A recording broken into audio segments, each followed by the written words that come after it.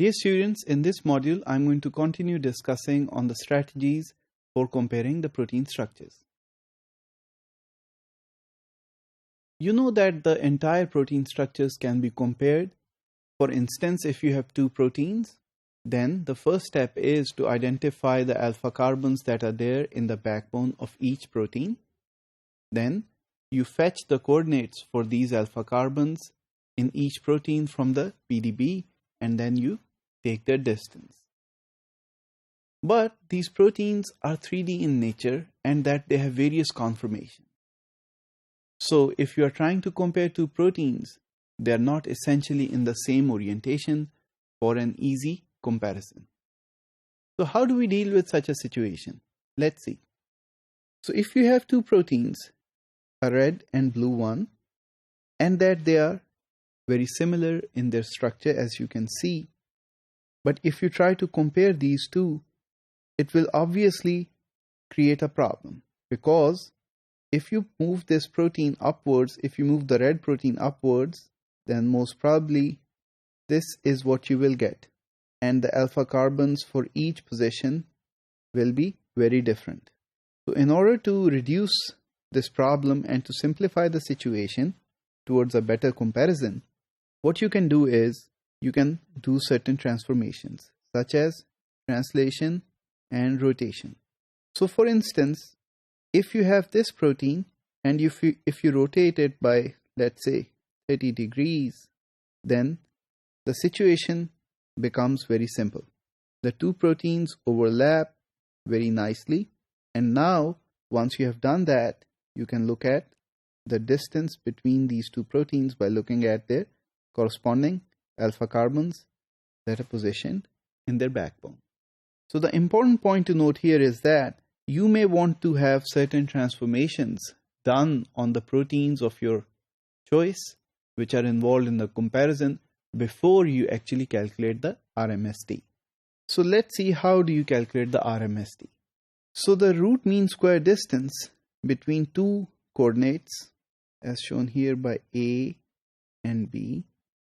So A is from the protein 1 and B is from the protein number 2. In the previous example, let's consider them to be the red and blue protein. So all you have to do is you have to fetch the alpha carbon coordinates corresponding to each other, compute their distance like that, and sum them over the entire alpha carbons. And once you have done that, then you need to divide it in order to calculate the average by the number of alpha carbons and take a square root to remove the negative and positives. Now, how do you compute the distance, this portion in the equation? You can simply compute the distance by using this formula wherein AI and BI are represented by X, X2 and X1 here for X, Y2 and Y1 here for Y, and Z2 and Z1 here for Z. So B has X1, Y1 and Z1 coming in from the PDB, while A has X2, Y2 and Z2 coming from the PDB. So by using this formula, you can compute the distance and you can plug it here.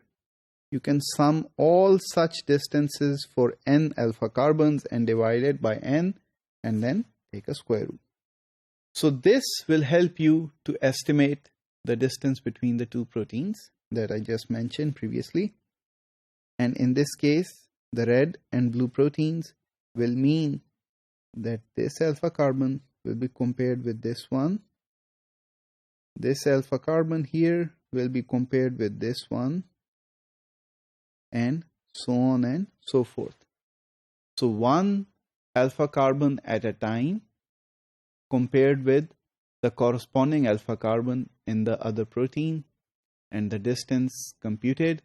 Such distances are all summed up like that, and then they're averaged over their number of alpha carbons in the backbone. So in this way you can compute the RMSD And of course, if the RMSD is small, then the proteins are similar.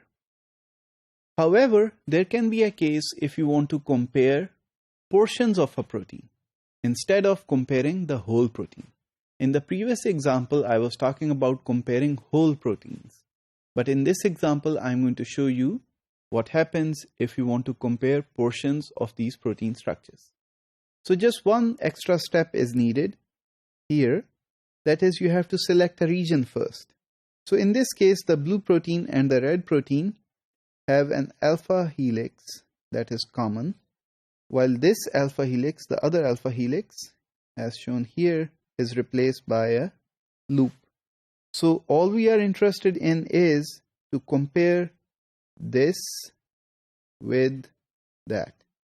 So towards this, what you need to do is identify this region, followed up by the same steps that I mentioned earlier of translation and rotation, and then you have the motif very nicely lined up here, the alpha helix, and of course this can be followed by computing the RMSD. So these are the two important things that you need to know, that for the whole protein you have to do the entire RMSD, while for the partial structure comparisons all you need to do is calculate RMSD for the selected region only. So in conclusion, the motifs, domains, and the entire proteins can be compared by simple rigid body superpositioning, and their RMSD can be calculated towards ascertaining their proximity in terms of similarity.